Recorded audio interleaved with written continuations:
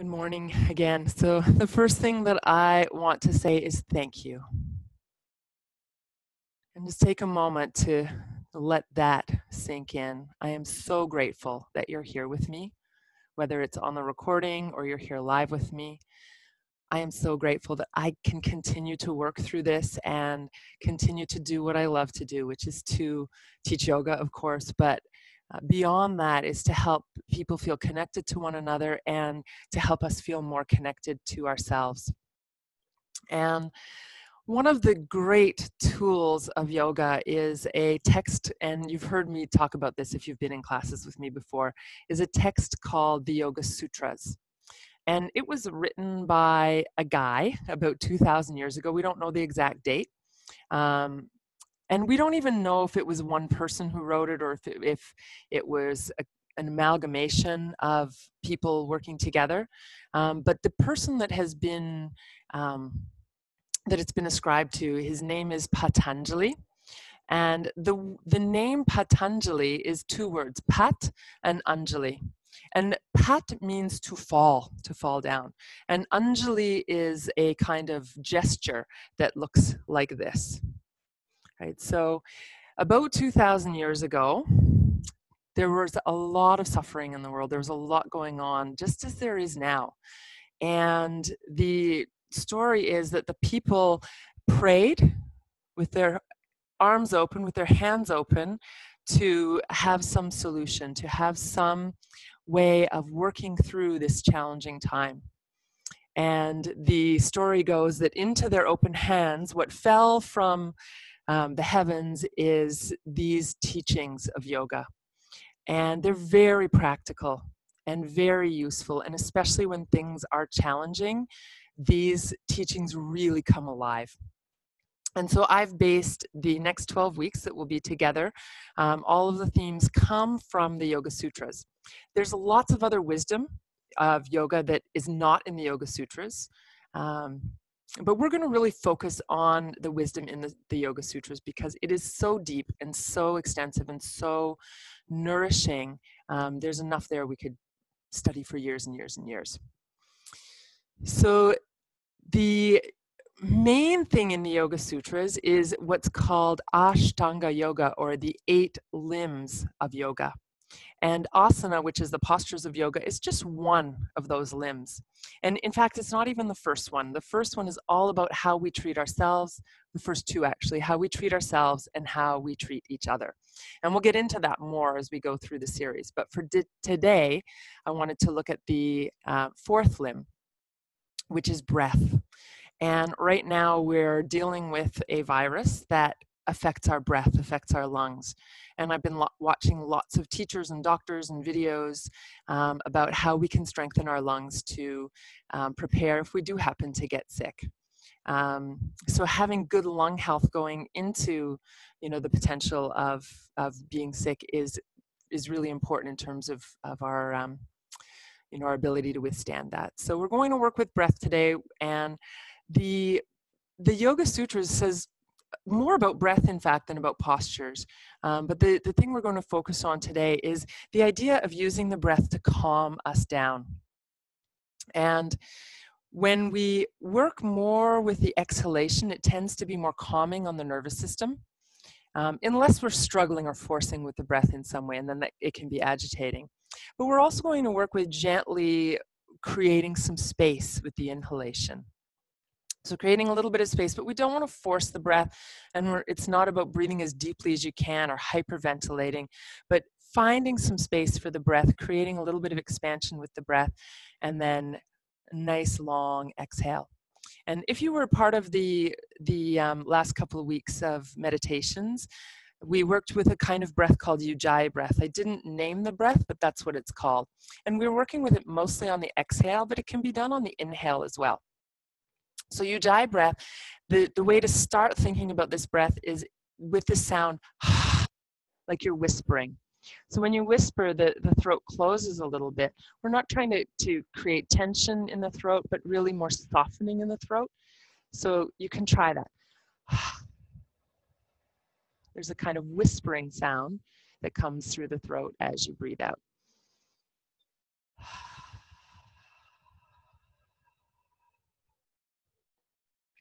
You can do that with the mouth open, or if it's possible for you, you can do it with the mouth closed. So you would breathe in through the nose.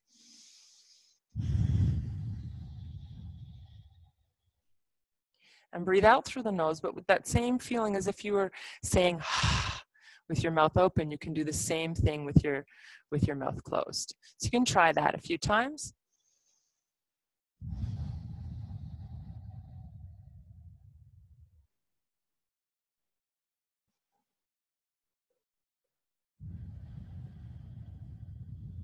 And you can only do that sound on the exhale if you like, or if it feels really comfortable and easy for you, and especially if you've been practicing this kind of breath before, you might also keep that little bit of softness in the throat while you inhale. So you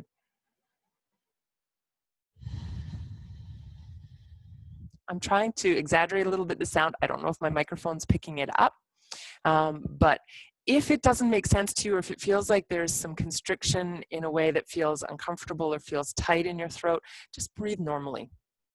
And always with breath work, if it feels like there's any strain or tension, just breathe normally. So I hope you're already comfortably seated. I'm going to move over to my chair there behind me, and then I'll be set up ready for when we start some movement. But you can be on the floor, or you can be on a chair, or like I said, couch, or the edge of a bed, or whatever works for you.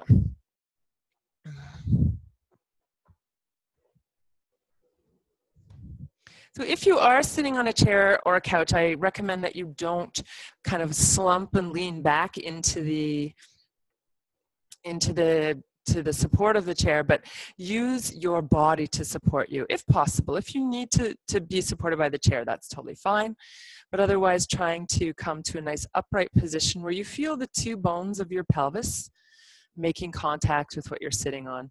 And the harder the surface you're sitting on, the more you'll be able to feel those 2 points of contact. So if you're on a couch or a bed, you may not feel 2 points. You might just feel your pelvis sinking down a little bit.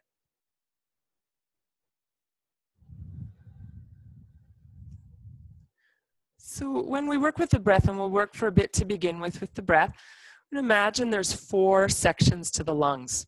So there's the upper and the lower part of it's not really the lungs, but where we feel the breath, because the lungs are actually just up in this area in the front. They come down a little lower in the back. But we're going to imagine there's an upper and a lower experience of breathing in the front, and an upper and a lower in the back. And so if you like, you can close your eyes and take a moment and you can follow this Ujjayi breath or just breathe normally as is comfortable for you. And see if you can notice where you naturally feel most movement. Is it more in the upper chest or the upper back? Is it more in the abdominal area or sort of mid-back?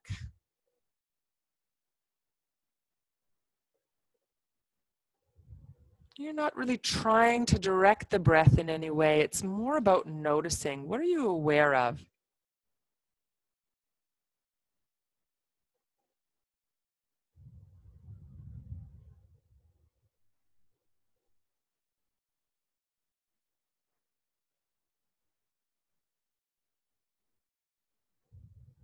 And then we're going to invite our attention to each of those different areas one by one.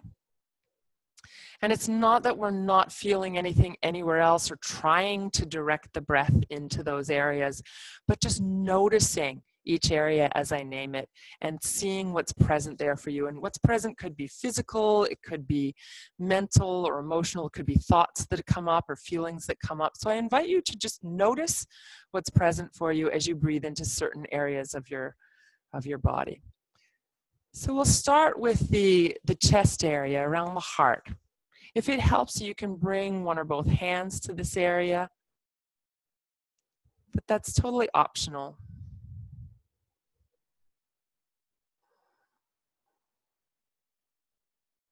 So again, you may feel breath in other parts of your body.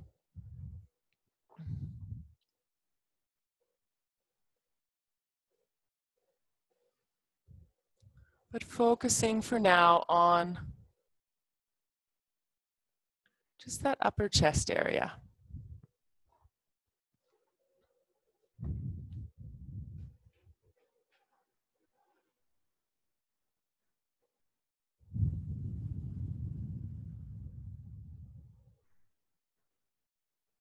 And then let that go and just take a few normal breaths in between. So sometimes when we really bring a lot of focus to the breath, we actually tend to hyperventilate, which isn't good.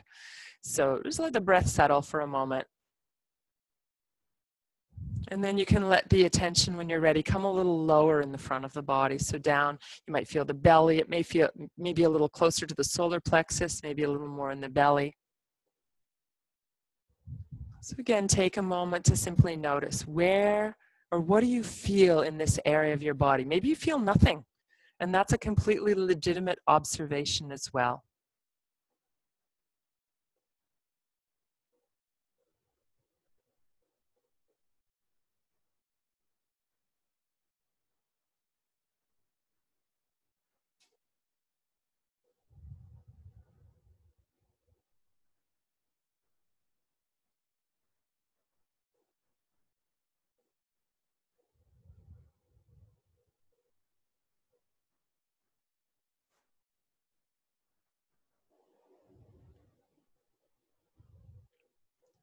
Again, let that go and just take a few normal breaths for a moment. You might even notice in those few normal breaths, where does your attention get drawn?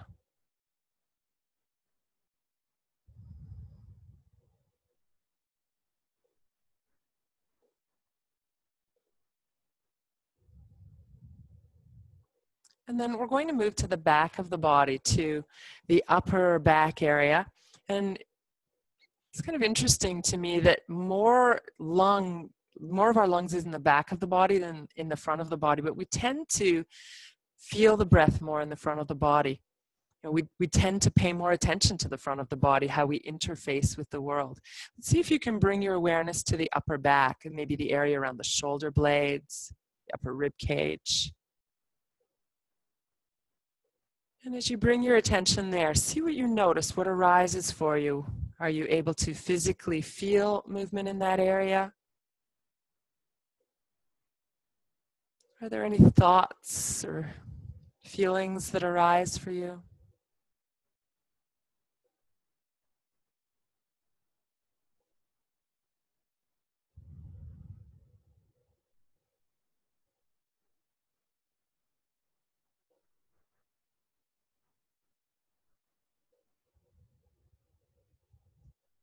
And then again, we'll take a few normal breaths, sort of like cleansing the palate in between, and feeling the breath just wherever your attention is drawn.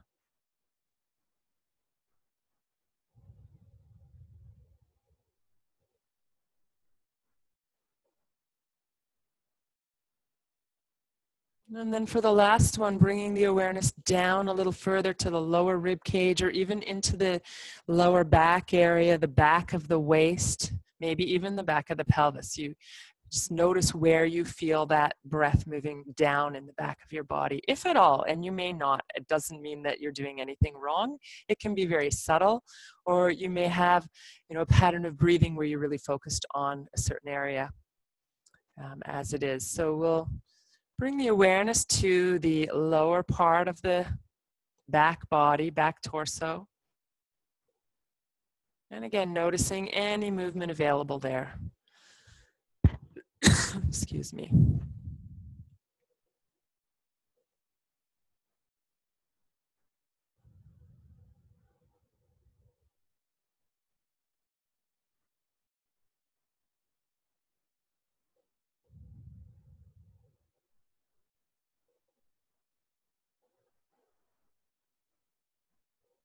And again, let that go, and we'll take a few normal breaths.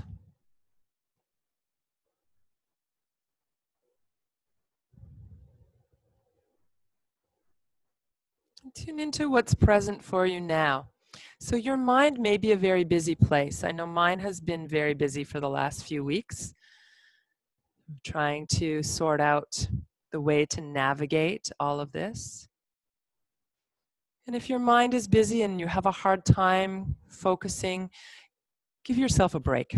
It's absolutely understandable. Do your best. And if your mind is able to focus, even for short periods of time, you can celebrate that. But try not to beat yourself up when your mind wanders, and it will wander. So when you notice, you simply bring your attention back. And the practice of yoga, according to the very definition of yoga in the Yoga Sutras, is to bring the mind into focus. Right? This is very, very difficult, and in challenging times, it's more difficult. That our focus wants to go to the problem to try to solve it. We can't solve this. We simply have to be in it right now. So can we be in it and be as sort of grounded and focused as possible?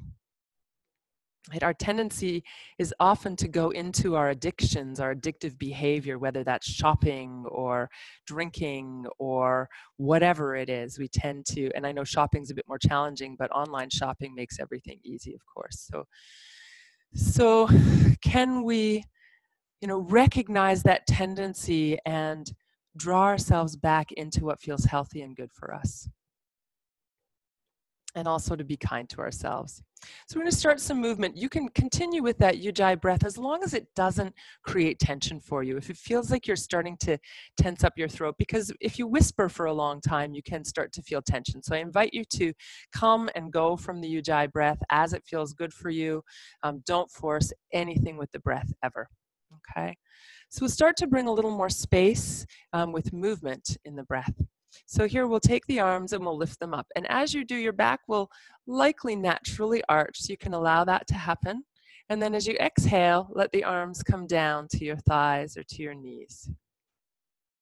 So inhaling, the arms lift. You can keep the elbows bent to keep the arms and shoulders really relaxed. And then arms come down. As you do this, check in with your neck, your face, your jaw. Are you bringing tension there? Could you soften?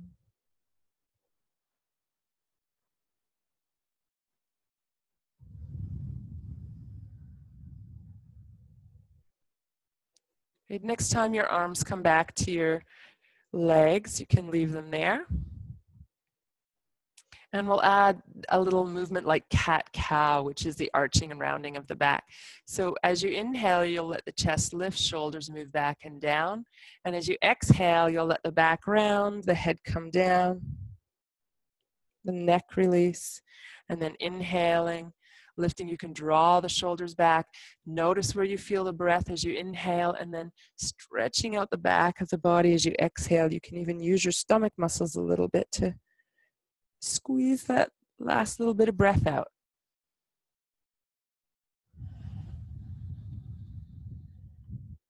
And then as you do a few more of these, see if you can make your exhale just a little bit longer. So your inhale is normal. The exhale maybe a little slower, a little longer.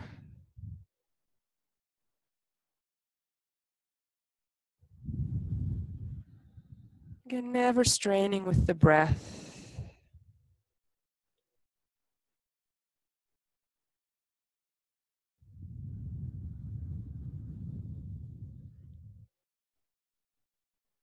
Let's come right back up to a neutral position.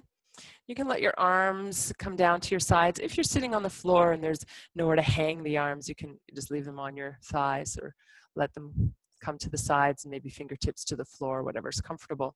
We'll work a little bit with the neck. So when you hang your arms, it kind of reminds you to let go of that tension of pulling up the shoulders towards the ears. And this is something I catch myself doing regularly, that and clenching my jaw. So you might also notice if that's a spot where you tend to hold tension, that you could bring a little relaxation to your jaw.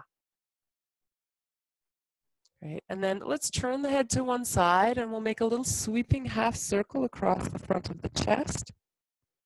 Coming up to the other side and then a little sweeping half circle. And go side to side, move at your own pace. Here we don't need to coordinate the breath with anything, so just let the breath be normal, natural, as it is. If you want to make a full circle, feel free to do that. Always when you're circling, especially as the head's going back, you want to Make sure that you have control of your head so you're not letting it flop back behind you. At some point, switch your directions.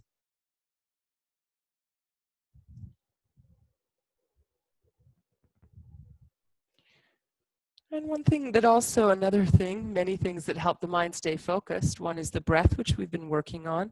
The other is to really tune into what you notice as you're moving, as you're holding a pose. What do you feel? Where do you feel it?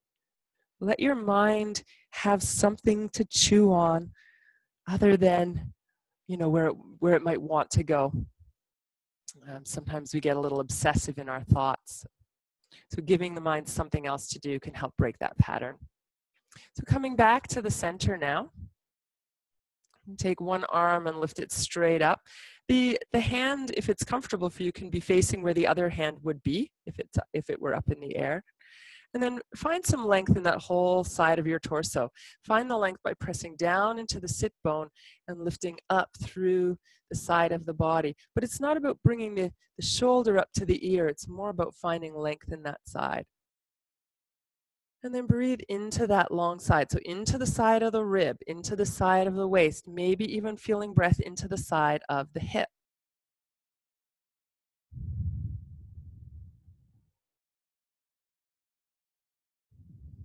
Right, and then let's bring the hand down and observe for a moment. Notice what you feel on that side of your body compared to the side that we haven't stretched yet. And then we'll take the other arm up. So again, the arm lifts, but we're not trying to bring the shoulder way up to the ear, keeping the shoulder relaxed, dropping down into the sit bone and feeling that whole side of the waist and rib cage gently opening and expanding. And then send your breath. Imagine that you're breathing all of your breath into that one side.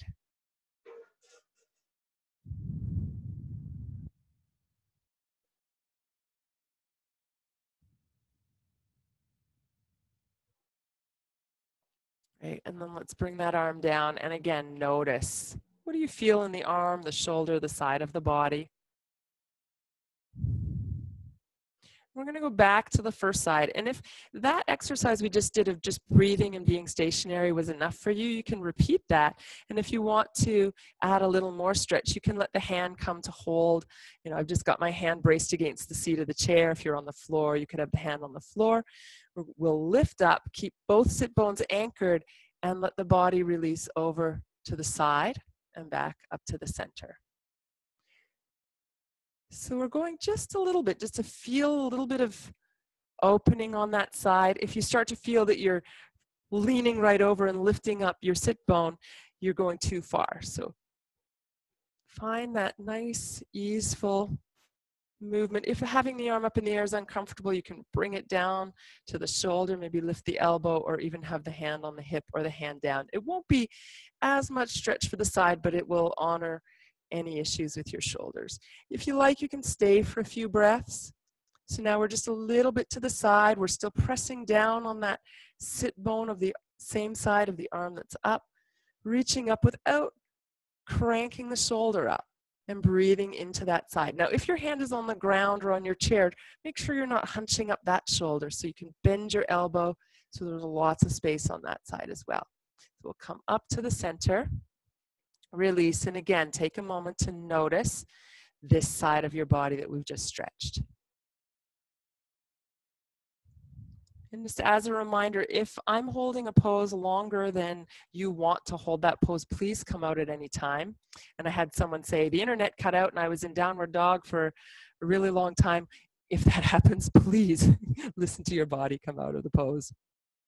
So we'll go to the other side now. So you can, again, brace yourself either on your chair or the floor, whatever's handy, lifting the arm up, breathing in, and as you exhale, moving to the side, inhale to the center. You can coordinate the breath like this, or you can just breathe normally, whatever feels more comfortable to you. And once again, after a few times, you're welcome to keep moving dynamically. You're welcome to stay in the center or come right out of the pose, or you can add that little bit of side bend. Again, you want to keep that sit bone anchored, length through the side of the torso, shoulder fairly relaxed, and breathing into that side. All right, and then we'll come back and release. Hands onto the legs again, and we'll lift up with the breath in. And this time we'll add a forward bend. So you can hinge forward from your hips, letting the head come forward, and try to really let the head release down as you come down, and then lift back up again. So you're coming up and releasing forward.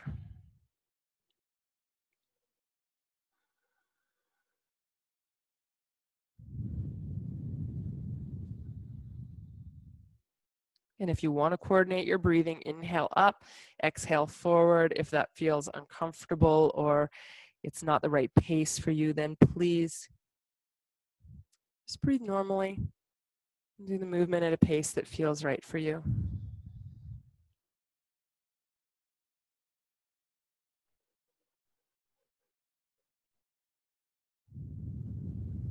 And then eventually bringing the arms back down.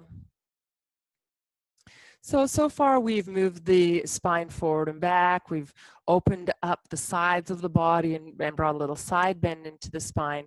And we're going to now work with a twist, so moving the spine on its axis. So for the twist, we want to stay fairly anchored through the sit bones, and we don't want to crank the body. So we don't want to use leverage, so forcing the body into a twist. You can bring the hands, to the legs or to the chair as we twist each way, but try not to bring a lot of force to that. So we'll start by bringing the arms up to the sides, breathing in, and as you exhale, try to stay upright and twist to the side. As you bring the hand to the leg, you can press out a little with the leg into the hand so that you're not pushing your leg in, but really just finding lots of length and a little twist. You can turn behind you and then back to the center. So we'll come up to the center, and you're just bringing the hands down to find some support, not to force yourself more deeply into the twist. Back to the center and to the side.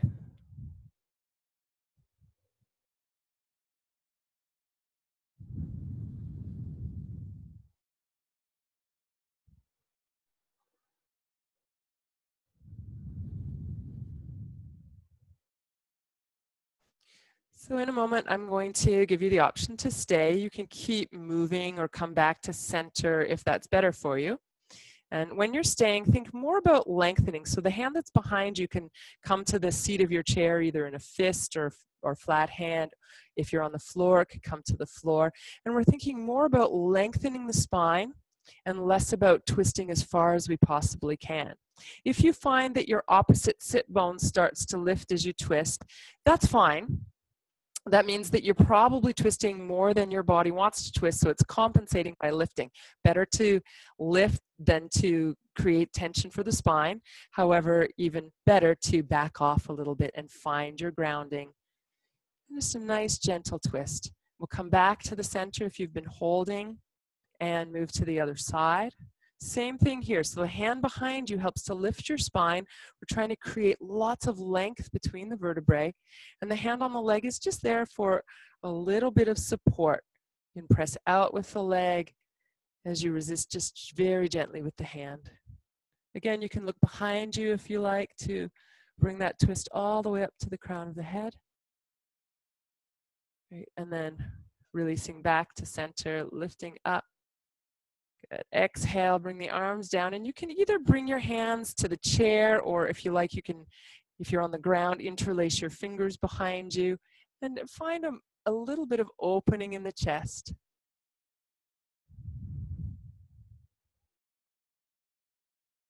Right. And then releasing the hands forward, we'll come forward.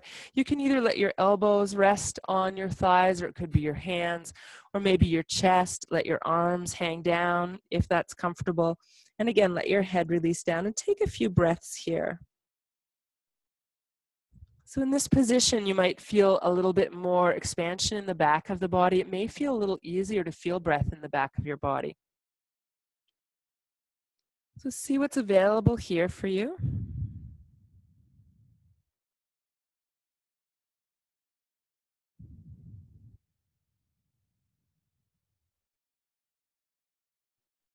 And then when you're ready to come up, if it's helpful, you can bring your hands first onto your thighs and lift upright, and then take the arms overhead, breathing in and exhaling to release. So again, we'll keep the hands on the thighs or the knees. If you're sitting on a chair, you might take your feet just a little bit wider apart for better balance, and we'll do some circles with the torso. Move slowly, go at your own pace. Don't worry about how you're breathing as long as you're breathing. And notice, where do you feel the stretch as it moves around?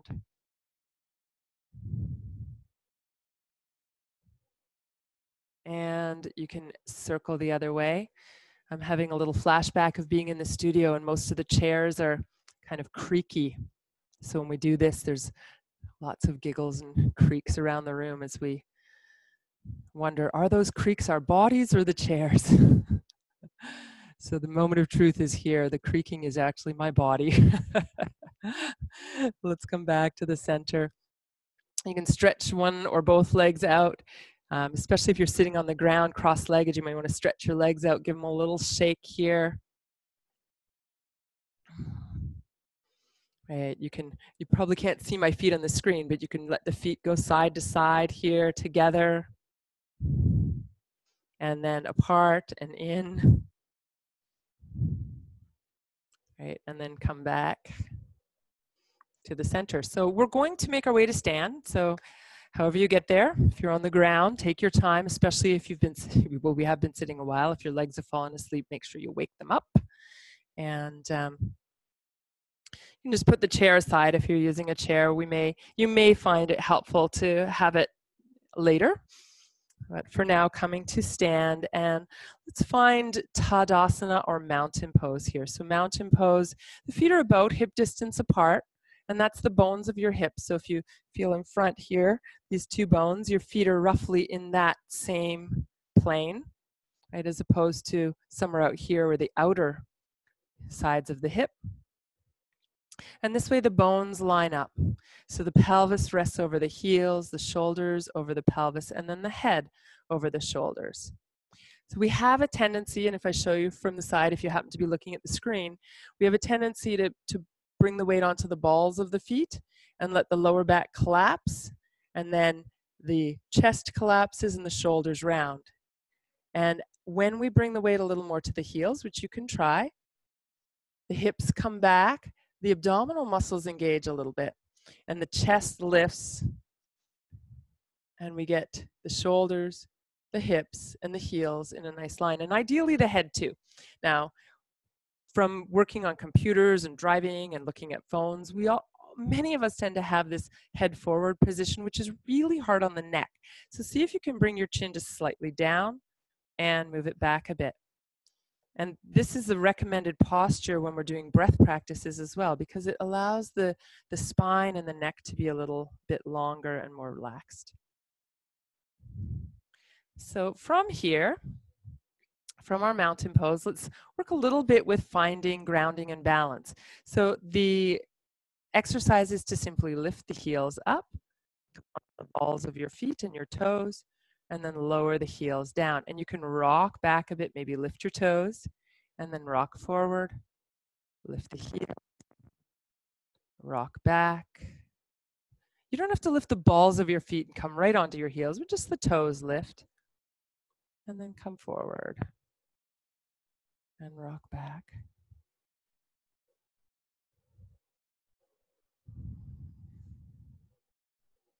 Great. And then coming back to Tadasana, to mountain posture. And we'll add a little bit of a forward bend. So start working a bit more with the lower body and the legs. And so with our forward bend, you can bring your hands to a chair if you like, or to your thighs, or for some of you, you can reach right down towards your feet. So we'll take a breath in and lift up, ground down through the heels. As you exhale, bend your knees a little, let your body hinge forward from the hips, head releasing down. And coming all the way up with the breath in. And we'll repeat that. So again, it could be hands just coming to the thighs. Or if you like, it could be hands coming to a chair or the edge of the bed or even a countertop. So finding the movement that works for you. Do bend your knees and do let your head release. So there's a tendency, especially when we're a little bit stressed, is to continue to try to look up. And that really has the effect of, first of all, creating tension in the neck, but also our nervous system stays a little bit on alert. So when we release the head, we're actually telling the nervous system, oh, everything's fine. Nothing to see here. So we can kind of, even in stressful times, trick our nervous systems into a more relaxed response by how we move the body and how we work with the breath. Great, let's come upright and then release the arms to the sides. Right. And we'll take the feet a little bit apart now.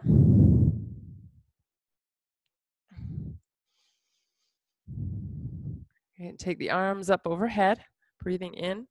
As you exhale, bend your knees a little. Bring your elbows onto your thighs. Bring your fingertips together. And think about a nice long spine, lengthening from the tailbone to the crown of the head. And the action of your elbows against your thighs creates a little bit of traction. And breathing into the body, noticing the upper chest, the belly, the upper back, the lower back. All of those areas where we were focusing at the start of the class on breath. Can you feel any movement here as we create a little traction, a little length? You can stay here, or for those of you who want a little more stretch, you can let the arms release toward the ground. If you want a little bit less, you can bring the hands onto the thighs. And as always, you can come out of the pose anytime. Right, and we'll come all the way up with the breath in. Exhale and release. We're going to add a little bit of a twist here. So this twist also has the effect of working left brain, right brain as we cross across the body. And that's one of the things that I've been hearing is helpful right now. So we can't get out and exercise as much, but we want to keep the brain active. So moving the body, but also moving in these cross patterns is quite helpful. So you can do this upright or you can add a forward bend. So the basic pattern is starting from a T position with the arms and a slightly wider position with the legs, so about a little wider than shoulder distance or whatever's comfortable for you, and keep your knees soft. So as we twist, one arm is going to go back, both arms will bend, and one arm will come forward. So you're reaching for sort of the opposite sides of your body with your hands. So coming up, and then adding a bit of twist. Now, if you feel any tension in your knees or your ankles, you can try twisting less, or you can actually try lifting the heel so that you're not kind of locked on the ground and torquing around your joints. Right? So from here, it could be a little heel lift twist if that helps you, or you can just twist a little less if you feel tension in your joints. For those of you who want to add a forward bend, you'll reach the hand down the leg. The other hand still comes to the low back. You'll come back to center. And it may be possible for some of you to reach your foot or the floor, but it's not a goal. It's just a matter of what works for you. If you coordinate your breath here, you're inhaling as you come up, exhaling as you go to either side.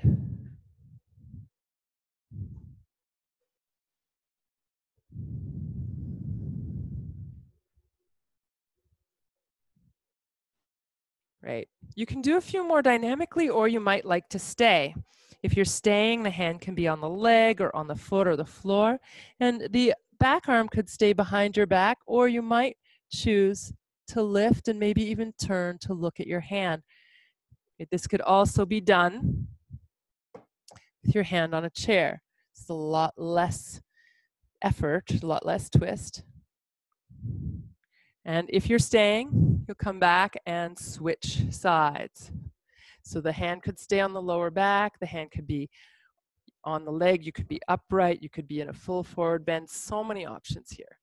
Reaching up with the other hand if that feels good to you, and maybe even looking toward that hand again, really honoring your own body and its needs and its limitations.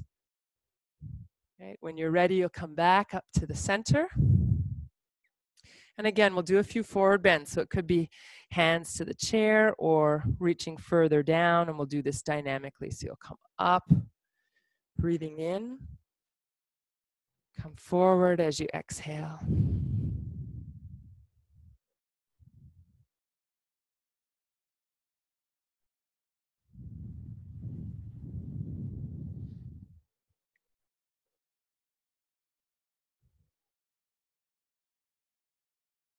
And again, if you like, you can stay. It could be hands on a chair or elbows or hands on the thighs, or again, reaching toward the ground. So whatever works for you.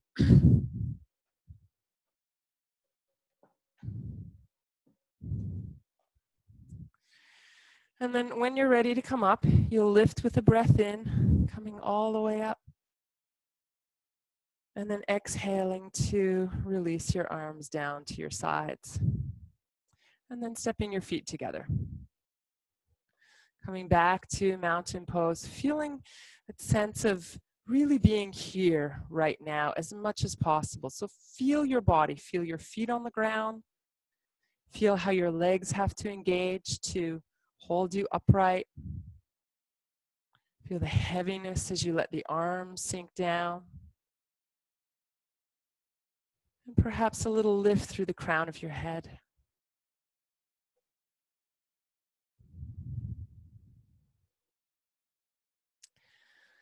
So the next exercise we'll do is another breathing exercise. And I mentioned earlier that there's more lungs in the back of the body than in the front of the body.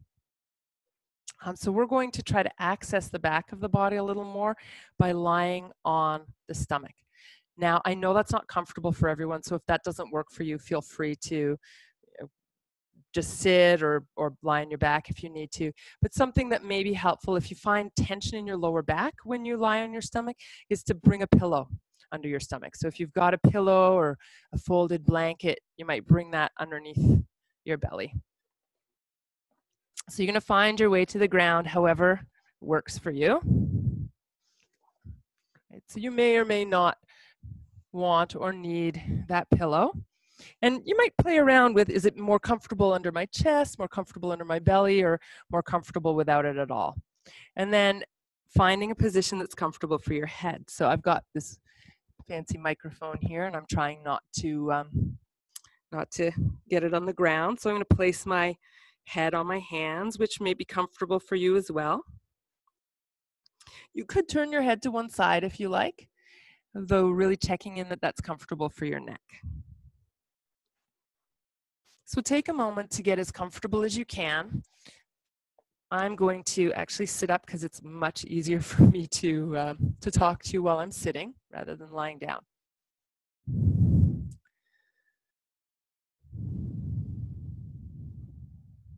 So as you come into that position, and again, if you need to be on your back to be more comfortable, go for it. You'll feel a little more restricted in the back. It won't be as effective in opening the back of the body, but you'll still get lots of benefit from the breath.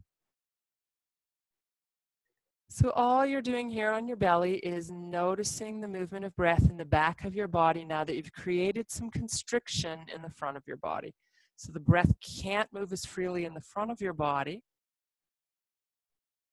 So notice, can you feel in the upper back any movement?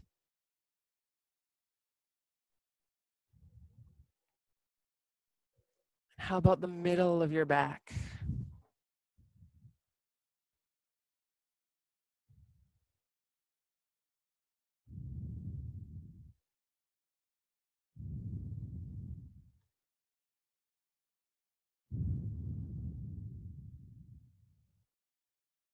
So you don't have to breathe any differently, just breathe normally. Let the breath move wherever it will. And your job is really just to notice. What do you feel in your upper back? What do you feel in your mid back across the lower part of the rib cage? What do you feel in your lower back, around the back of the waist? And it might even be possible to feel some movement in the pelvis.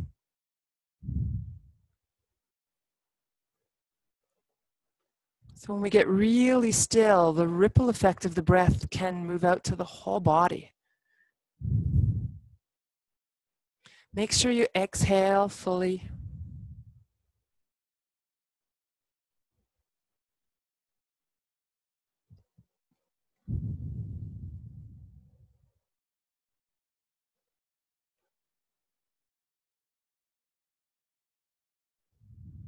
Let the breath be full and complete without straining, and make sure you exhale all the way, again, without straining.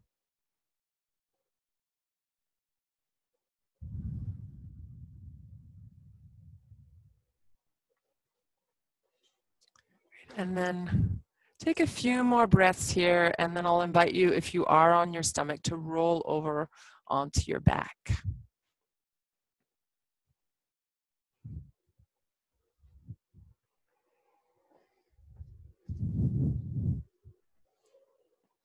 So, once you've rolled over onto your back, we're going to give a little bit of release to the low back after being on the belly. Bring the hands to the knees. And then drawing the knees towards you, exhaling. Moving the knees away from you as you inhale. And as always, you can do this to the rhythm of the breath or just to your own rhythm and breathe normally.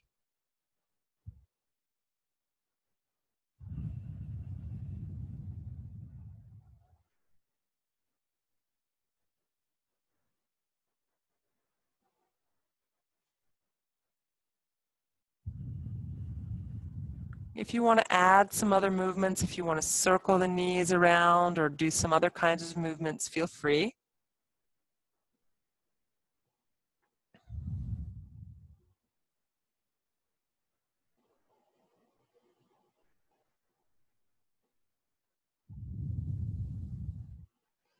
And gradually drawing the knees in, give yourself a little squeeze. As you hold the legs in, and for you it may be a little further away depending on what's comfortable for you, or maybe right into the chest, notice where the breath has to move. How does the breath have to compensate for restriction in the back with the floor, restriction in the front with the legs? Where does the breath move?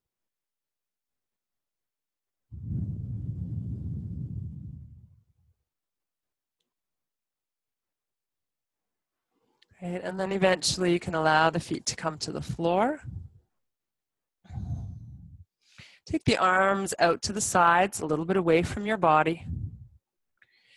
And we'll gently twist. So as you go one way, you're exhaling, knees to one side, head to the opposite side, and then back to center as you inhale, and then over to the other side as you exhale. Again, coordinating the breath is optional, but you do need to breathe.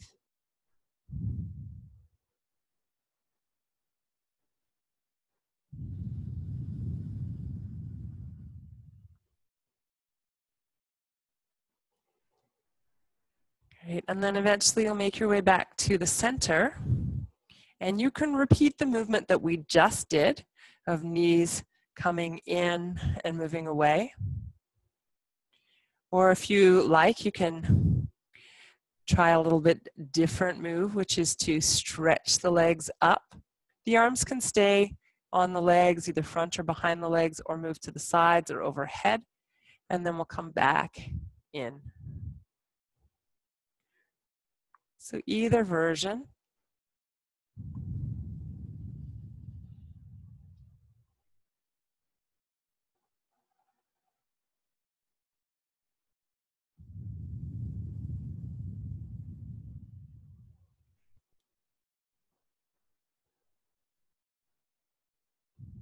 And again, coming back to the center.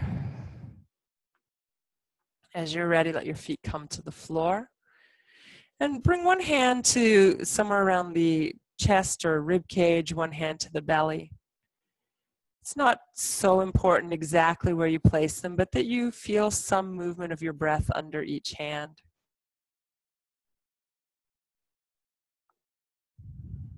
So we'll do a little bit of breath awareness work here before we move into Shavasana. But we will be moving from here to Shavasana, so make sure you're comfortable. If you want to make sure you've got a pillow or a blanket handy, you can do that now, so that we can settle right from and move right from the breath work into Shavasana.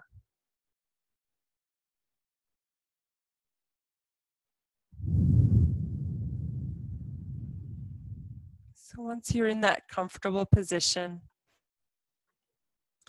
if you find it that your legs feel like they're doing a lot of work to be bent here, you can try taking the feet a little wider, letting the knees fall together, or you might take a blanket or a pillow underneath your knees so that they stay a little bit bent. That helps your lower back to stay released, or even legs on a chair or on the couch if you like.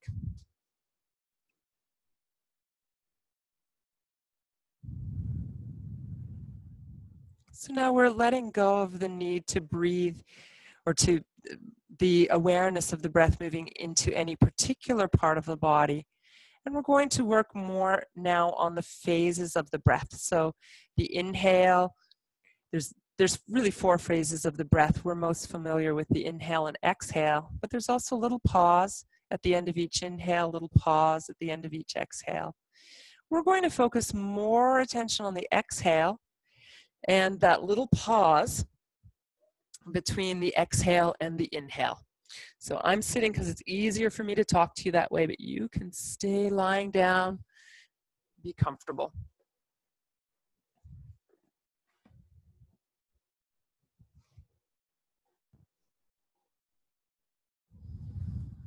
So let the inhale be absolutely normal. Just inhale as you normally would. And then as you exhale, start to make a mental count of how long your exhale lasts. It might be 2 minutes, 2 seconds, or 3 seconds. It might be a little bit longer. Just notice, what is your natural breath rhythm when you're inhaling normally, exhaling normally? Just about how long does your exhale take? Don't worry about the inhale, just let it happen.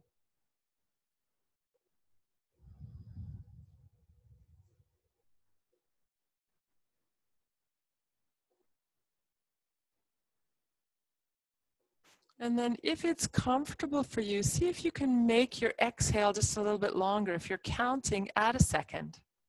Maybe stay there for a couple of breaths. If you feel like you're straining, just go back to normal breathing anytime.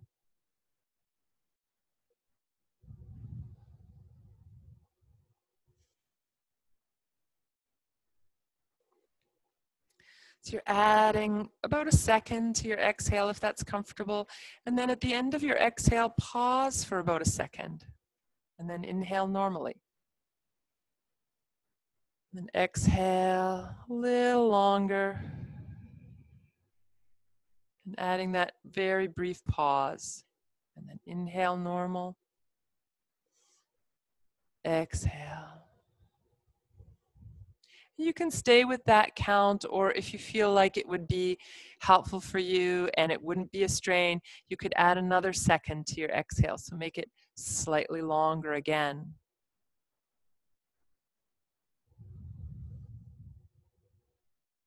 And really, it doesn't matter how long your exhale is. We're trying to make it a little longer than the inhale, but if that's not comfortable, just let that go. And just observing that natural pause after the exhale, lengthening it slightly. So we'll spend about a minute with this breath.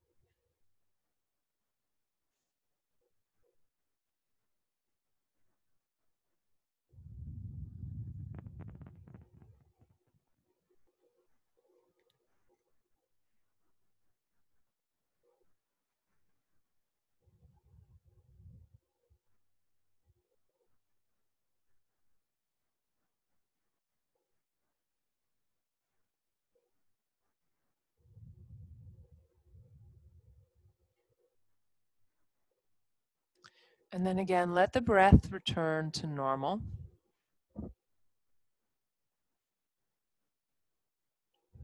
And then if you want to change your position, if you want to stretch your legs out or move your hands away from your body to the ground, or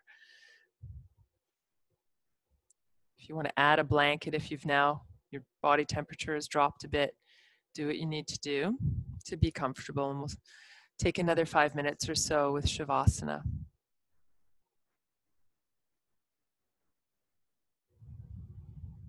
So if you've been doing this Ujjayi breath or the whispering breath through the practice, or you've been coming and going from that breath, let it go now.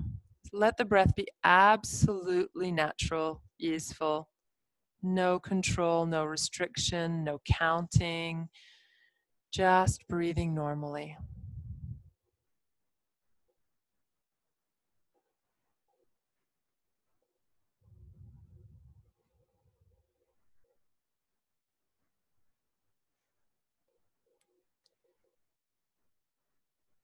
Feel your body start to let go and drop into the earth a bit more, especially as you exhale.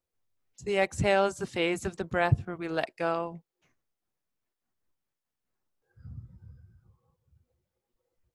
The exhale is the phase of the breath that lets the nervous system know that there's no threat. When we're relaxed with the exhale, it's a strong message, relaxation to the nervous system.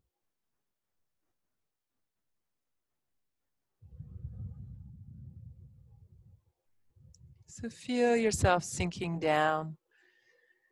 Feel the weight of the world sliding off of your shoulders as you exhale, and feel your arms let go, the hands relax.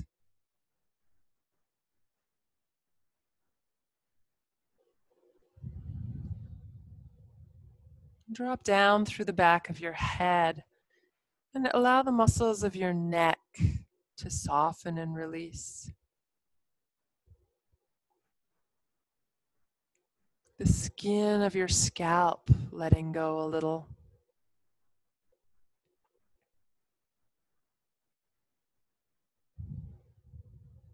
The muscles of your jaw releasing.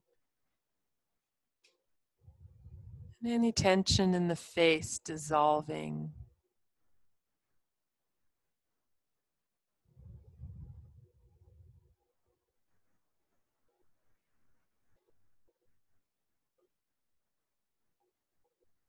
Drop down through the shoulders and arms even more. Let your hands release now. The rib cage heavy. Again, letting go of all need to control the breath in any way. Just focusing on that feeling of dropping a little more into the earth with each exhalation.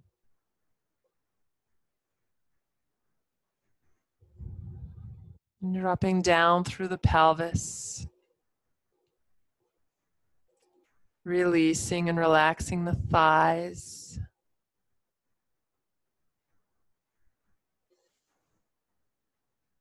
The knees, calves, ankles, and feet.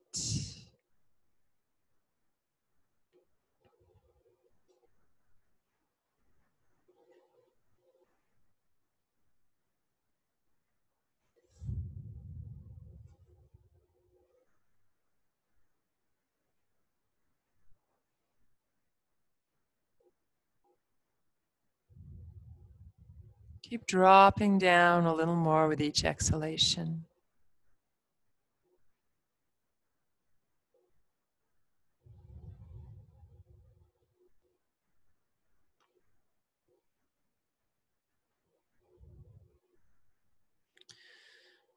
And I'm going to share with you a chant that it's not actually from the Yoga Sutras, but it's a chant that honors the author Patanjali.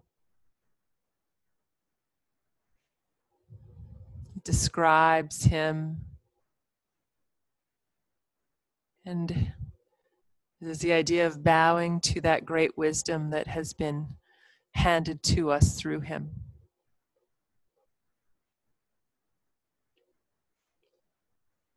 Om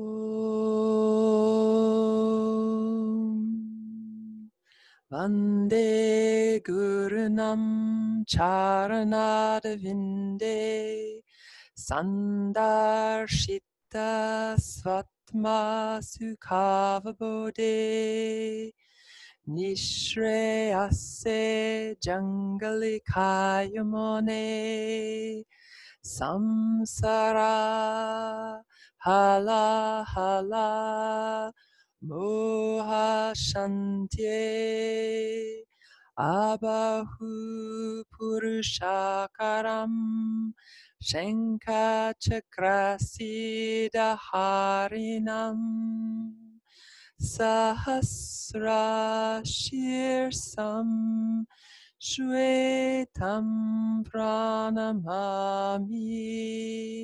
Patanjalim.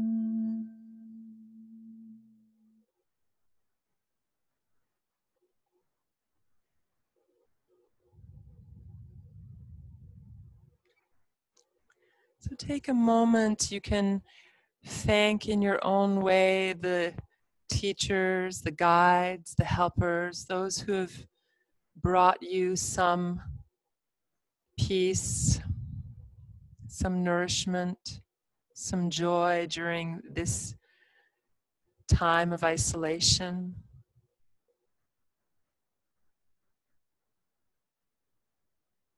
Taking a moment in gratitude for all that you have received.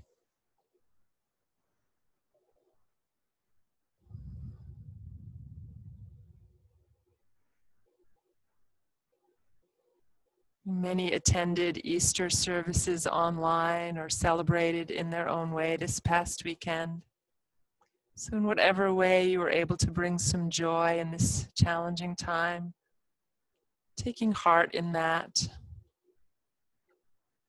Gradually, as you're ready, you can start to move if you're still in Shavasana, stretching and moving, wiggling your fingers and toes, and eventually finding your way onto your side and gradually back upright.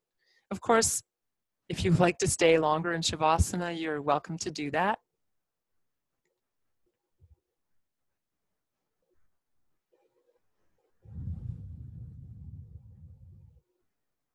And if you have come upright, of course, I don't know, but if you have come upright, you can bring the hands together. And then we'll make that Anjali. Actually, Anjali has two gestures. It's this one with the hands together at the heart, and also this one with the hands open. So you can bring your hands open in front of you.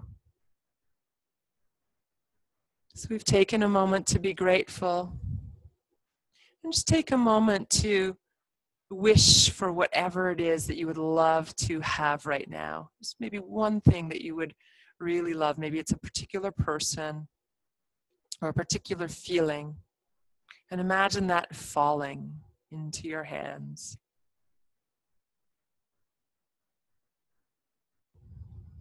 And then bring your hands to your heart. And know that even if this thing is not available to you right now, that it's still close to your heart. And that it's still nourishing you in its own way. Namaste.